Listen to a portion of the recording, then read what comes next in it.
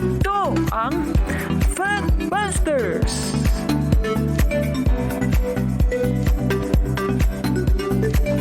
Sa puntong ito ng ating programa, kung hindi ka pa nakasubscribe, pakiclick po ng subscribe button at ang notification bell para updated po tayo sa ating mga susunod na videos. Kaya, let's go at simulan na natin! Mga kapatid, magandang araw po at kapayapaan ay maghari sa ating isipan at sa ating puso. At follow and subscribe, Factbuster PH at The Beloved Catholic sa Facebook page ni Kaburnok. At abangan nyo si Kaburnok, no? Dahil marami siyang i-reveal na mga maling aral at matutuhanan natin ang katotohanan. Dahil ang katotohanan ay magbigay sa atin ng tunay na kalayaan. God bless!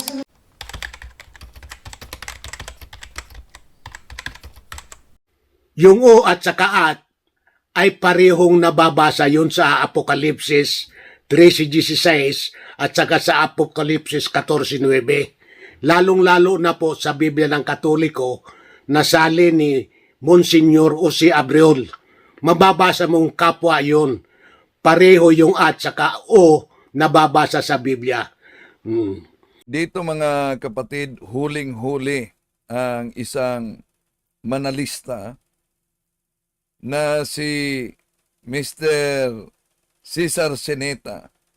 Paano niya dinuktor ang Bibliang Katoliko? Dahil sa Apokalipsis Kapitulo na ginagamit niya 13:16, ang nakasulat kasi napakalinaw batay mismo sa nakasulat, no? Sa Apokalipsis mga kapatid. At dahil ang nakasulat sa Apokalipsis, kung tingnan natin 13:16, binigyan ng isang tanda sa kanilang kanang kamay o sa noo. Pero paano yan minadjik at dinuktor ng isang manalista huling-huli sa akto mga kapatid? Ito ang kaniyang naunang pahayag. Yung O at saka at ay parehong nababasa yun sa Apokalipsis 13:16 at saka sa Apokalipsis 14:9. Lalong-lalo na po sa Biblia ng Katoliko na salin ni Monsignor Jose Abreu. Mababasa mong kapwa yun. Pareho yung at saka O nababasa sa Biblia. Yan, sa salin ni Monsignor Jose Abreu, mabasa daw umano. Paano niya dinoktor? Ito, pansinin ninyo mga kapatid. Pakita ko sa inyo ha, batay mismo o nakita nyo ba ang nakita ko? Ito, Mr. Ceneta, bakit naggupit ka ng letter at inilagay mo, no? Yan napansin nyo mga kapatid, sa O, ginupit niya ang letter at para mawala ang O at idinikit sa O mga kapatid para mapalitaw na kanang kamay at. Pero huling-huli na. Ito tatalakayin natin, samahan ninyo. Purihin ang Diyos sa kataas-taasan. Kumusta? Ito yung lingkod, Brad Windel Talibong, makasama ninyo sa pagkakataong ito. Sa pagkakataong ito mga kapatid, ating tatalakayin yung pagdoktor ng isang manalista sa Biblia ng Simbahang Katoliko, yung Biblia ni Monsignor Abreu.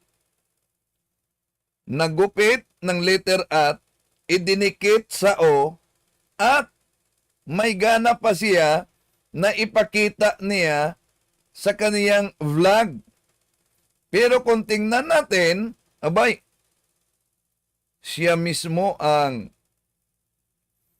nagpakita sa kanyang ebidensya, mga kapatid.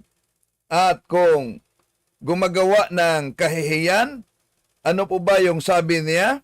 Yun. Ay, naku, talagang nakakahiya ka. Alam mo, kung meron kang dangal at meron kang kahiyan,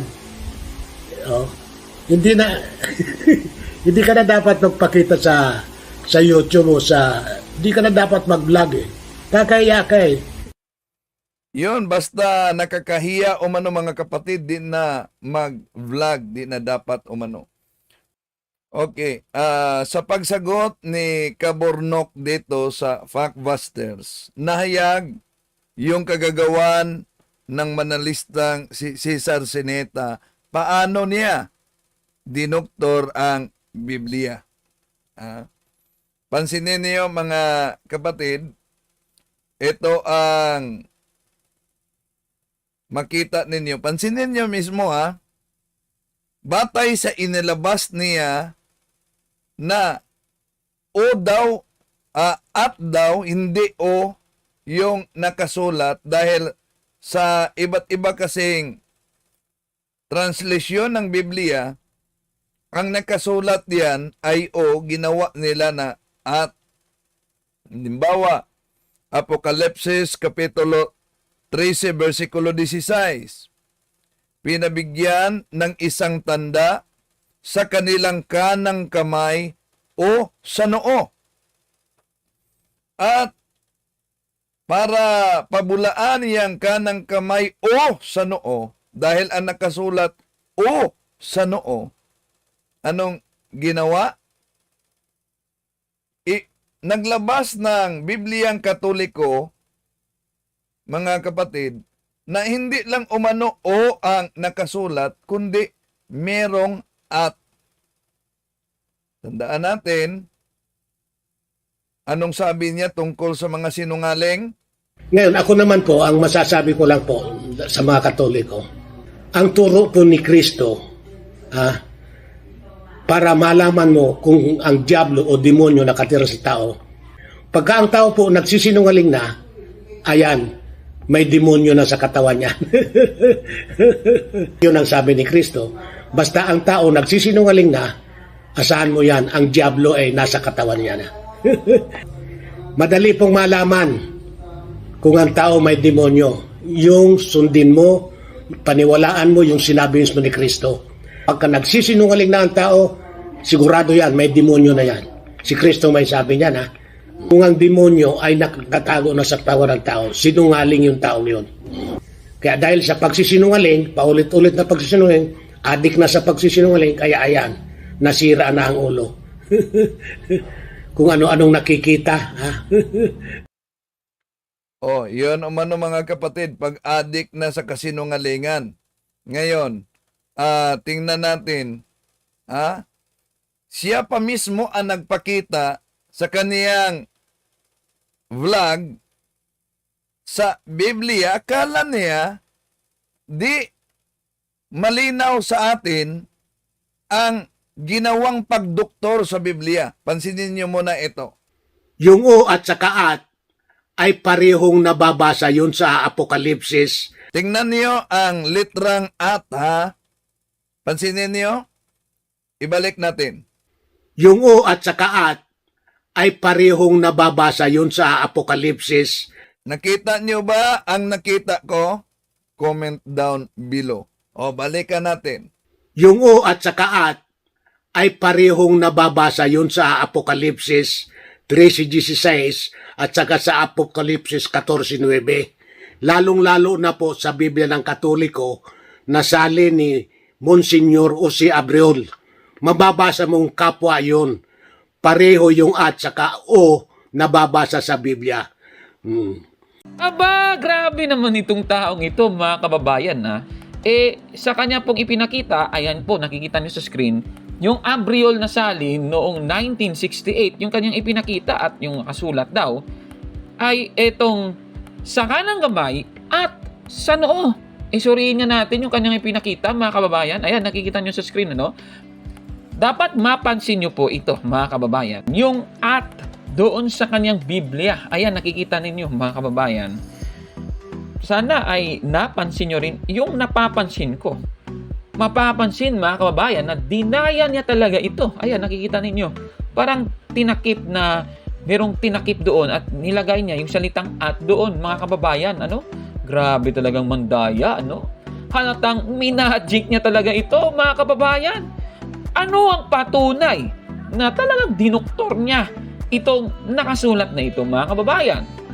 Ito, yung kanyang pinakita, mga kapatid, ano? Yung salin ni Abriol na inilimbag noong 1968. Ayan, nakikita niyo sa screen. Ako, meron din akong kopya ng 1968 na ang banal na Biblia ni Jose Abriol. Ito, ipapakita ko po sa inyo. Yan po yung aking kopya, no? Yung 1968 edition ng Biblia ni Abriol. Ayan, ipapakita ko po sa inyo. At heto, nakikita nyo sa screen ang nakasulat sa Apokalipsis 13:16 at ang nakalagay talaga, sa kanang kamay, sa noo. Diba? Grabe naman itong si Cesar Sineta, mga kababayan. Huling-huli ka, matanda. Nako ha. Grabe talaga. Minagic pa talaga niya para magbukhang totoo ang kanyang mga sinasabi. Huling-huli ka na. Oh, see? Bakit malakas ang loob mong palitan, takpan, yung letrang O sa at? Napakalinaw. Balik natin.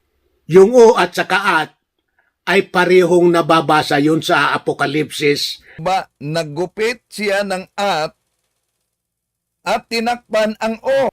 Yung O at saka at ay parehong nababasa yun sa Apokalipsis. Kita natin. Palakihin natin palakihin natin. Mas amutin na makita natin yung malaki talaga, mga kapatid. Ito. Pakita natin na-discover yan ni Kabornok. Huwag niyong kalimutang mag-subscribe sa Factbusters PH. Ito ang kay Sineta. Kung tingnan ninyo, parang at talaga ang nakasulat. Pero pag tingnan ninyo, palakihin natin, may naganap na pagduduktor. Tingnan nyo ang letter at. Kamay at. Napakalinaw na sa at, tinakpan ang O at inilagay ang at, parang magmukha talagang tama siya. Pero huling-huli, mga kapatid. At kung sakaling mawala ng dangal, anong sabi niya? Yun. Ay, naku, talagang nakakahiya ka. Alam mo, kung meron kang dangal at meron kang kahiyan, hindi na hindi ka na dapat magpakita sa YouTube o hindi ka na dapat mag-vlog Kakahiya ka So kung nakakahiya umano, mga kapatid, di na dapat mag-vlog. Dahil nakakahiya, ang tanong, yun po bang ginawa niyang ginupit ang salitang at ipinatong doon sa salitang ito, napakalinaw. At ginupit, ipinatong sa O. Habang ang original talaga na Biblia, ang original talaga, balikan. May gana pa siyang ipakita sa kanyang vlog. Yung O at saka at ay parehong nababasa yun sa Apokalipsis 13:16 at saka sa Apokalipsis 14:9. Lalong-lalo na po sa Biblia ng Katoliko na salin ni Monsignor Jose Abriol. Mababasa mong kapwa yun. Pareho yung at saka O nababasa sa Biblia. Aba, grabe naman itong taong ito, mga kababayan sa kanya pong ipinakita, ayan po, nakikita niyo sa screen, yung Abriol na salin noong 1968, yung kanyang ipinakita at yung nakasulat daw, ay etong sa kanang kamay at sa noo. Suriin nga natin yung kanyang ipinakita, mga kababayan. Ayan, nakikita niyo sa screen, ano? Dapat mapansin niyo po ito, mga kababayan. Yung at doon sa kanyang Biblia. Ayan, nakikita ninyo, mga kababayan. Sana ay napansin nyo rin yung napapansin ko. Mapapansin, mga kababayan, na dinaya niya talaga ito. Ayan, nakikita ninyo. Parang tinakip na, merong tinakip doon at nilagay niya yung salitang at doon, mga kababayan. Ano? Grabe talagang mandaya, ano? Halatang minagic niya talaga ito, mga kababayan. Ano ang patunay na talagang dinoktor niya itong nakasulat na ito, mga kababayan? Ito, yung kanyang pinakita, mga kapatid, ano? Yung salin ni Abriol na inilimbag noong 1968. Ayan, nakikita niyo sa screen. Ako, meron din akong kopya ng 1968 na ang banal na Biblia ni Jose Abriol. Ito, ipapakita ko po sa inyo. Yan po yung aking kopya, no? Yung 1968 edition ng Biblia ni Abriol. Ayan, ipapakita ko po sa inyo. At heto, nakikita nyo sa screen ang nakasulat sa Apokalipsis 13:16 at ang nakalagay talaga, sa kanang kamay, sa noo. Diba? Grabe naman itong si Cesar Sineta, mga kababayan. Huling-huli ka, matanda. Nako ha. Grabe talaga. Minagic pa talaga niya para magbukhang totoo ang kanyang mga sinasabi. Huling-huli ka na. Huling-huli talaga. At pag mahuli yung kasinungalingan, anong sabi niya? Ngayon, ako naman po, ang masasabi ko lang po sa mga Katoliko, ang turo po ni Kristo, para malaman mo kung ang diablo o demonyo nakatira sa tao, pagka ang tao po nagsisinungaling na, ayan, may demonyo na sa katawan niya. Yun ang sabi ni Kristo. Basta ang tao nagsisinungaling na, asahan mo yan, ang diablo ay nasa katawan niya na. Madali pong malaman kung ang tao may demonyo. Yung sundin mo, paniwalaan mo yung sinabi mismo ni Kristo. Pagka nagsisinungaling na ang tao, sigurado yan, may demonyo na yan. Si Kristo may sabi niya na, kung ang demonyo ay nakatago na sa katawan ng tao, sinungaling yung tao yun. Kaya dahil sa pagsisinungaling, paulit-ulit na pagsisinungaling, adik na sa pagsisinungaling, kaya ayan, nasira na ang ulo. Kung ano-anong nakikita. Ha? Okay. Basta adik na sa pagsisinungaling, sira na ang ulo daw umano. At pag gumagawa ng kahihiyan, ano daw? Yun. Ay, naku, talagang mo nakakahiya ka. Alam mo, kung meron kang dangal at meron kang kahiyan, hindi na, hindi ka na dapat magpakita sa YouTube o hindi ka na dapat mag-vlog eh. Kakahiya ka eh. Yan, mga kapatid, no? Yan po bang ginawa niya na ginupit ang salitang at tinakpan ang o? Siguro hindi yan ikakahiya sa kanya. Pero huling-huli sa kanyang ginawa. Pero di natin yan ikapagtataka, mga kapatid. Dahil, una, huwag agad kayo maniwala sa mga referensya ginagamit nila. Tingnan nyo. Halimbawa, dahil alam naman natin, sinusunod lang ni Sineta yung mga taktika at propaganda ng mga ministro niya. Halimbawa, pansinin ninyo itong ministrong ito. Sa aklat po nila na pinamagatang ang aking Birhing Mariang tagapamagitan, sa pahina 63 ay ganito naman ang nakasulat. Mahabag ka, inako, dito sa iyo na nagnanasang ikaw ay sambahin, igalang at purihin ng buong pag-ibig sa lahat ng bagay, sapagkat Diyos kang maawain at makapangyarihan sa lahat. Narinig ho ninyo, binasa lang ho natin ng aklat ng Iglesia Katolika. Si Maria raw ay Diyos na makapangyarihan sa lahat. Ang tanong ho namin sa mga kababayan naming mga Katoliko, alam po kaya niyo ito? Na itong aral ng Iglesia Katolika tungkol kay Maria, isipin ho ninyo, walang hanggan daw ang kapangyarihan ni Maria at higit pa raw sa ating Panginoon Diyos mismo. Na si Maria raw, ang sabi nila ng Iglesia Katolika, batay sa kanilang aklat, Diyos na makapangyarihan sa lahat. O, see? Itong aklat na ito, ito ang ginagamit nila kahit na si Eliseo Soriano, mga kapatid. Di ba ba? Pakita natin, balikan natin yung TV screen ng iglesia ni Felix Manalo, ha? Ito, napansin nyo? Ang aking Birhing Mariang tagapamagitan. May nihil obstat, may imprimatur, mga kapatid. At anong pahina ang ginagamit nila? Pwede nilang gamitin ang pahina 243. At ito din ang pwedeng gamitin ng iglesia ni Soriano. Sapagkat si Santa Maria ay ating tagapamagitang lalong makapangyarihan sa kaniyang anak na si Jesus. At yon ang pahina na ginagamit ng ministro. Ano daw? Ito, mga kapatid. Balikan natin ang aking Birhing Mariang tagapamagitan.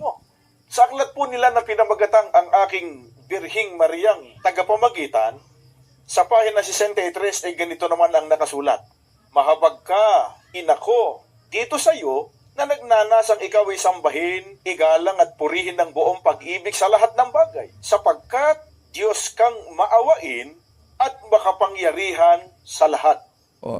Pahina 63. Pahina 63. Ito na ginagamit nila, mga kapatid. Pero pakita nyo na meron talaga kayo dito. Bakit?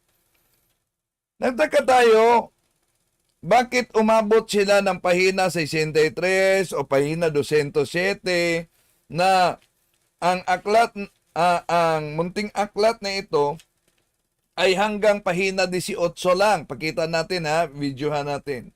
Ito, mga kapatid, ito ang ginagamit nila, di ba? Tingnan niyo. So, mula sa aklat na, munting aklat na ito, sa pahina 1, tingnan natin ang panghuling pahina. Okay? Sa panghuling pahina, tingnan natin. Ito. Uy! Pahina 18. Bakit merong pahina 63? Na sa original ay hanggang 18 lang. Ha? Di ba? Kita niyo? Mahabag ka, inako. Pahina 63. At ito talaga ang ginagamit nila.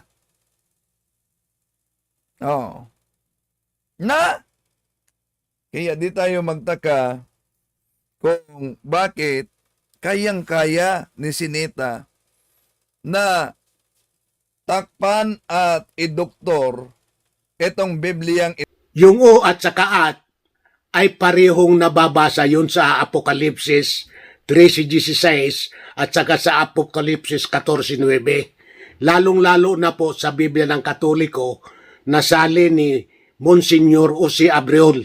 Mababasa mong kapwa yun. Pareho yung at saka O nababasa sa Biblia. So parehong at o mano mababasa, mga kapatid, dahil ang sa kanya ay nagupit ng at, tinakpan ang o para ipakita, pero siya mismo ang nasupalpal sa kanyang ginawa, mga kapatid. Hindi lang yan. Marami pa mga aklat Katoliko. Ito, The True Devotion to Mary. Ginagamit din nila ito, mga kapatid. Ito, Glories and Virtues of Mary. Ginagamit din nila ito. Paano? Paano nila ginagamit? Ito muna. True Devotion Tumere. Ito, ang pahayag ng ministro. Yung O at saka at, Sandali muna. No? Si Sinita pala. True Devotion, Mary. Kilala po ng Iglesia Katolika sa pamamagitan ng aklat na kababasa lang natin, hindi po isang alipin ng Diyos, kundi nakapag-uutos daw sa ating Panginoon Diyos. Bakit ho ganito kanilang paniniwala? Ang sasagot po sa tanong na yan ay isa pa rin nilang aklat na pinamagatan namang True Devotion to Mary sa pahina 2. Ang mga santo ay nakapagsabi ng maraming magagandang bagay ukol kay Maria. Nalalaman nila na walang hanggan ang kanyang kapangyarihan sapagkat ang kanyang kapangyarihan ay higit pa sa Diyos mismo. Yun ho. So, pahina 2, mga kapatid, mabasa daw umano dito na sinabi na ang kapangyarihan ni Santa Maria ay higit pa sa Diyos mismo. Nalids natin si Kaburnok ng Factbusters PH. No? Okay. Ito ang kanilang ipinakita sa naturang aklat, mga kapatid. Pansinin niyo ha, True Devotion to Mary. Ito po. Ngayon, ikumpara natin sa aking dalang True Devotion to Mary, mga kapatid. Kumpara natin ha. Okay. Ito. Pahina 2, True Devotion to Mary. Hanapin ninyo yung quotation nila. No. Batay mismo sa nakita ninyo na original na aklat, True Devotion to Mary, sa pahina 2 daw. Pinakita ko sa inyo, hanapin niyo kung mabasa ba yung sinabi, the saints have said many beautiful things about Mary. At mapansin niyo, meron silang pinotol, ... Yun. Hanapin niyo sa pahina 2 kung ang kotisyong yan ay makita ba yan. Kaya di makakapagtaka kung bakit at ano ang pahayag ni Sinita tungkol diyan. Balikan natin. ngayon ako naman po, ang masasabi ko lang po sa mga Katoliko, ang turo po ni Kristo, para malaman mo kung ang diablo o demonyo nakatira sa tao. Pagka ang tao po nagsisinungaling na, ayan, may demonyo na sa katawan niya. So, siya mismo ang nagsabi, no? So, holing-holy talaga. At visto ito ni Kaburnok. So, sa Factbusters PH, at inanyahan namin kayo na mag-subscribe. Sabi ni Kaburnok, grabe ang tawa ni Kaburnok. Oh. So, ngayon, Mr. Sinita, ikaw mismo ang nagpakita nito sa vlog mo. Ang akala mo, di mapansin kung paano dinuktor ang naturang Biblia. Ito, ang linaw talaga. Yung O at saka at ay parehong nababasa yun sa Apokalipsis 13:16 at saka sa Apokalipsis 14:9. Lalo na pag malaking TV screen ang gagamitin ninyo, mga kapatid, nalilitaw talaga kung paano dinuktor ang Biblia. Yung O at saka at ay parehong nababasa yun sa Apokalipsis 13:16 at saka sa Apokalipsis 14:9. Lalong-lalo na po sa Biblia ng Katoliko na sali ni Monsignor Jose Abreu. Mababasa mong kapwa yun. Pareho yung at saka O nababasa sa Biblia. Aba, grabe naman itong taong ito, mga kababayan, sa kanya pong ipinakita, ayan po, nakikita niyo sa screen, yung Abriol na salin noong 1968, yung kanyang ipinakita at yung nakasulat daw, ay etong sa kanang kamay at sa noo. Suriin nga natin yung kanyang ipinakita, mga kababayan. Ayan, nakikita nyo sa screen, ano? Dapat mapansin nyo po ito, mga kababayan. Yung at doon sa kanyang Biblia. Ayan, nakikita ninyo, mga kababayan. Sana ay napansin nyo rin yung napapansin ko. Mapapansin, mga kababayan, na dinaya niya talaga ito. Ayan, nakikita ninyo.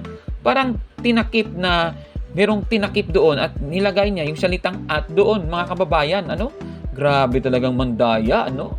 Halatang minagic niya talaga ito, mga kababayan. Ano ang patunay na talagang dinoktor niya itong nakasulat na ito, mga kababayan? Ito, yung kanyang pinakita, mga kapatid, ano? Yung salin ni Abriol na inilimbag noong 1968. Ayan, nakikita nyo sa screen. Ako, meron din akong kopya ng 1968 na ang banal na Biblia ni Jose Abriol. Ito, ipapakita ko po sa inyo. Yan po yung aking kopya, no? Yung 1968 edition ng Biblia ni Abriol. Ayan, ipapakita ko po sa inyo. At heto, nakikita nyo sa screen ang nakasulat sa Apokalipsis 13:16 at ang nakalagay talaga sa kanang kamay, sa noo. Diba? Grabe naman itong si Cesar Sineta, mga kababayan. Huling-huli ka, matanda. Nako ha. Grabe talaga. Minagic pa talaga niya para magbukhang totoo ang kanyang mga sinasabi. Huling-huli ka na. Yung binasa ni Kabornok, hindi iyon ginupit at tinakpan, di tulad sa kay Sineta, ayon kay Rose Libreth. Naalala ko dati, hindi kami pinabasa ng Bible. Bawal daw, puro pasugo lang ang pinabasa namin. Ikaw ba'y iglesia ni Cristo Ros? Dati? So, yan, mga kapatid. Atin lang inihayag ang naunang na-discover ni Kabornok sa ginawa ni Cesar Sineta na diakono ng iglesia ni Kristong Tatag ni Felix Manalo. Walang pagkakaiba sa paggamit nila sa munting aklat na ito na aking birhen, tagapamagitan na ginamit pa nila. Ito talaga, ipinakita, Yung o at saka Sandali. Ipinakita talaga, ang aking birhen. Ito. Sa aklat po nila na pinamagatang ang aking Birhing Mariang tagapamagitan, sa pahina 63 ay ganito naman ang nakasulat. Mahabag ka. Pahina 63 na ang aklat na ang munting aklat na ito, pahina 63 hanggang pahina 18 lang ito. Bakit umabot ng pahina 63 samantalang ang ipinakita niyo sa TV screen ay ito mismo na munting aklat na ang aking Birhing Mariang tagapamanggitan na kung tingnan natin hanggang pahina 18. Wala ng 19, 18 ra. Umabot kayo sa pahina 63. Di po ba nakapagtatakayan? So, maraming salamat mga kapatid sa inyong pagsubaybay. Ibalik natin kay Cesar Sineta, yun po bang pagdoktor mo sa Biblia? Hindi ba yun kahihiyang gawain? At kung kahihiyang gawain, anong sabi mo? ay naku, talagang nakakahiya ka.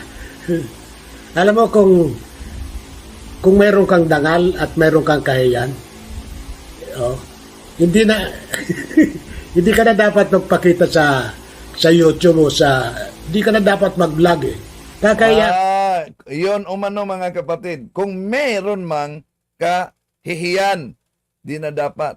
Pero pag magpakita pa, alam nyo na. Maraming salamat sa inyong pagsubaybay. Hanggang sa muli. In nomine Patri et Filii et Spiritus Sancti. Gloria Patri et Filio et Spiritus Sancti. Secut erat in principio et nunc in semper in saecula saeculorum. Amen. In nomine Patri et Filii et Spiritus Sancti. Amen. Mga kapatid, magandang araw po at kapayapaan ay maghari sa ating isipan at sa ating puso. At follow and subscribe, Factbuster PH at The Beloved Catholic sa Facebook page ni Kaburnok. At abangan nyo si Kaburnok, no? Dahil marami siyang i-reveal na mga maling aral at matutuhanan natin ang katotohanan. Dahil ang katotohanan ay magbigay sa atin ng tunay na kalayaan. God bless! Ayon ka